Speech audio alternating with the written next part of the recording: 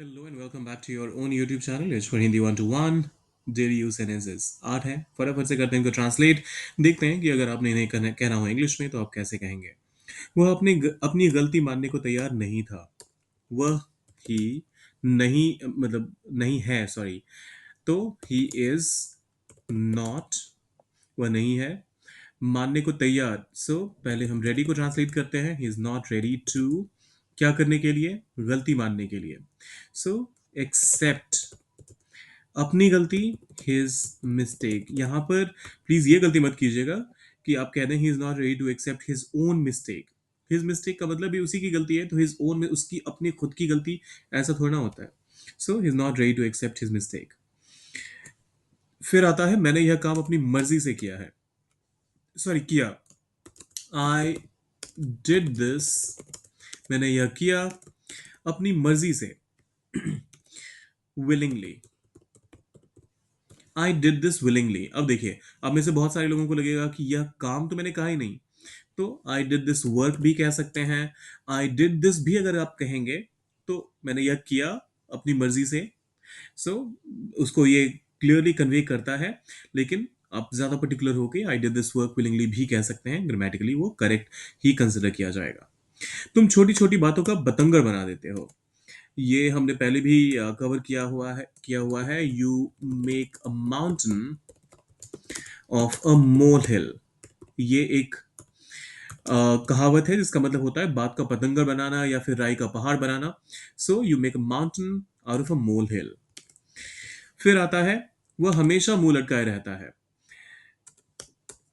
वह ही हमेशा, ऑलवेज, मुंह लटकाए रहता है।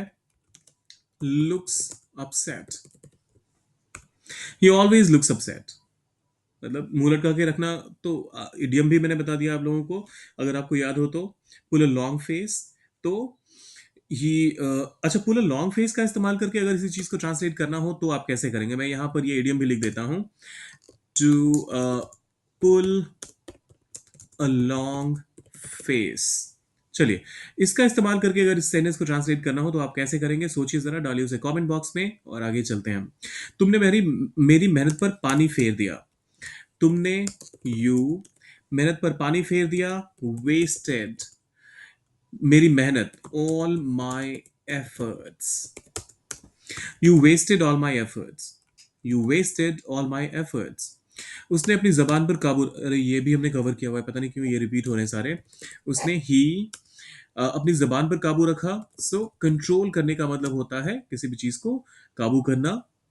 काबू रखा, पास्ट की बात हो रही है। सो ही कंट्रोल्ड अपनी जबान पर, तो इसको आप कह सकते हैं स्टांग।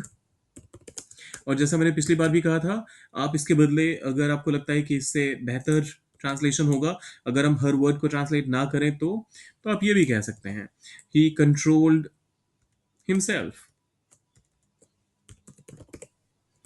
ही कंट्रोल्ड हिमसेल्फ। मुझे अपनी गलती का एहसास हो गया। I realised my mistake. I realise my mistake. अब ये आखिरी वाला आप लोगों के लिए है।